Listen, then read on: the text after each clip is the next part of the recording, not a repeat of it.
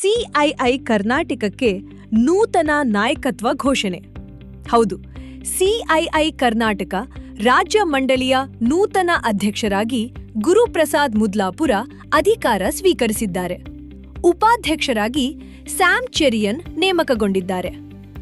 ರಾಜ್ಯದ ಕೈಗಾರಿಕಾ ಪರಿಸರನ್ನು ಮತ್ತಷ್ಟು ಬಲಪಡಿಸುವ ದಿಸೆಯಲ್ಲಿ ಕಾರ್ಯನಿರ್ವಹಿಸುವ ಭರವಸೆಯನ್ನು ಹೊಸ ನಾಯಕತ್ವ ತಂಡ ವ್ಯಕ್ತಪಡಿಸಿದೆ. ಕರ್ನಾಟಕ ಈಗಾಗಲೇ ದೇಶದ ಪ್ರಮುಖ ತಂತ್ರಜ್ಞಾನ ಮತ್ತು ಉತ್ಪಾದನಾ ಕೇಂದ್ರವಾಗಿ ಗುರುತಿಸಿಕೊಂಡಿದ್ದು, ಮುಂದಿನ ದಿನಗಳಲ್ಲಿ ಸರ್ಕಾರ ಹಾಗೂ ಕೈಗಾರಿಕಾ ವಲಯದ ಸಹಭಾಗಿತ್ವಕ್ಕೆ ಹೆಚ್ಚೆಚ್ಚಿನ ಒತ್ತು ನೀಡಲಾಗುತ್ತದೆ ಎಂದು ತಿಳಿಸಲಾಗಿದೆ. Thank you all for attending the annual press conference today.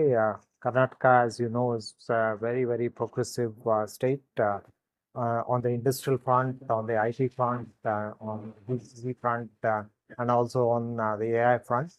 We've done a lot over the years together with all the stakeholders in Karnataka. Yeah, good afternoon to all of you. And thank you for this time. And as you know, that Karnataka is really a growing state if you compare with the rest of the state in the country. And CI contributes a lot to the growth of the industry and the economy of the Karnataka state, especially on the MSME's growth. Contributions and the way it is structured is really helping its growth.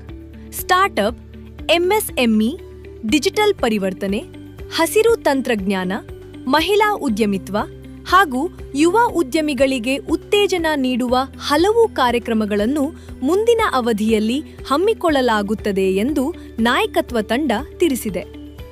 ರಾಜ್ಯವನ್ನು ಜಾಗತಿಕ ಹೂಡಿಕೆ ಕೇಂದ್ರವಾಗಿ ಮತ್ತಷ್ಟು ಬಲಪಡಿಸಲು ಸರ್ಕಾರದೊಂದಿಗೆ ಸಾನ್ವಯ ಸಾಧಿಸಿ ಕೈಗಾರಿಕಾ ವಲಯದ ಸವಾಲುಗಳಿಗೆ ಪರಿಹಾರ ಕಂಡುಹಿಡಿಯುವತ್ತ ಸಿಐಐ ಕರ್ನಾಟಕ ಬದ್ಧವಾಗಿದೆ.